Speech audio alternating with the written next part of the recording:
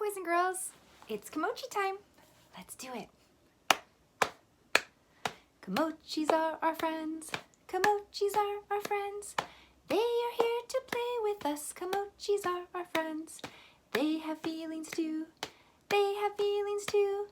Happy, sad, and angry, just like me and you. We're experts at that now. We've practiced every day, just about every day. All right, boys and girls, we are continuing to talk about that hard to have feeling, mad. And we know that it's okay to be mad because everybody has that feeling. Kids have that feeling, adults have that feeling, moms, teachers, dads, doctors, grandparents. Everybody gets mad once in a while, and we're learning how to deal with our mad. And we know that sometimes our mad can be small, and when it's small, that's when you can stay calm and you can use your words, your talking voice. I feel mad because, and you can express why you're mad. So that's probably when your mad is small. And then sometimes our mad gets a little bit more intense, and that's when we might need to take a calm down breath. So like medium, maybe it's a medium mad, and that's where you might just have to say, okay, smell the flowers and breathe it out. Blow out the candles. So that is when your mad is medium. But what happens when your mad is big? What do you do? So we are going to talk about that because when your mad is so big, that is when we say things that are hurtful. We say things that we don't mean because we just are so mad that we can't think straight and we can't see straight. We don't feel good. So we're going to talk about that today. And for some people, when your mad is that big, you might need to just walk away, take a break of some sort. Maybe walk away, maybe go lay down and hug your favorite stuffed animal. Maybe doing some exercise would help. Whatever it is, it's important for us to know how big our mad is, because this way we can have a better idea of how we can deal with it. So if you see here on my, I'm gonna lower the camera just a little bit. On my board, I have a thermometer. Well, kind of a thermometer. We know that a thermometer measures your temperature. So if you're sick, your body's supposed to be at around one temperature all the time. But when your body is getting sick and it's fighting off germs, your temperature rises. So a thermometer shows us that. Also, it's a thermometer also when we measure the temperature outside, it's the same thing. The thermometer the temperature rises on the thermometer, and that tells us it's hotter and hotter and hotter the higher it gets. So that's kind of the same thing with our mad-o-meter. I'm going to call it our mad-o-meter. Why don't I put that here? Mad-o-meter.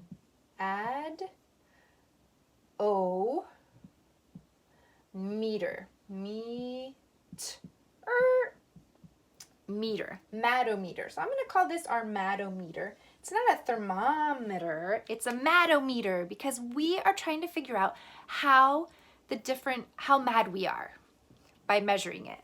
So I've written down here in green, and I kind of already explained it. If your mad is small, maybe you're just annoyed or frustrated.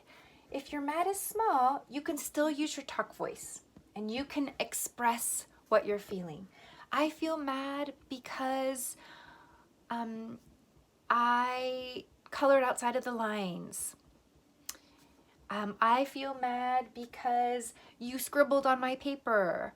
Or I feel mad because you didn't let me play with you, or you didn't include me. Whatever it is, your mad is small enough that you can still express yourself in a non-hurtful way. So you can use your words and express yourself by not hurting anyone's feelings.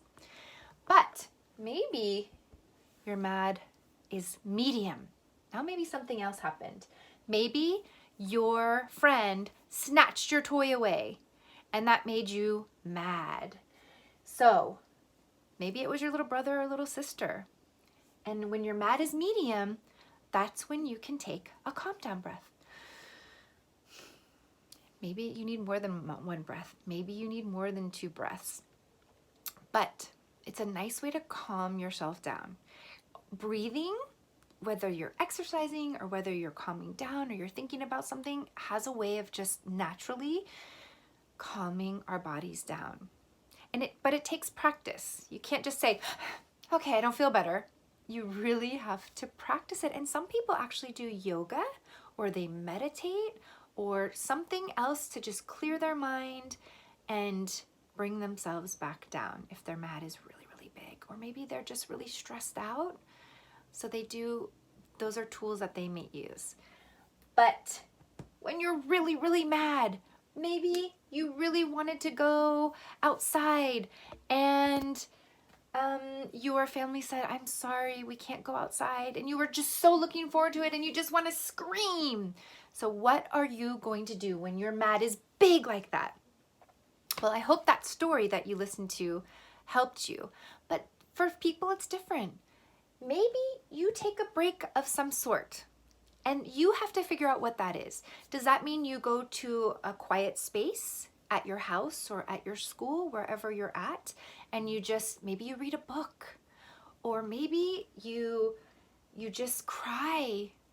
That's okay. Crying is okay. It's a natural reaction when we're having those hard to have feelings and we just don't know what to do with those feelings and those emotions. Sometimes we just cry and it makes us feel better.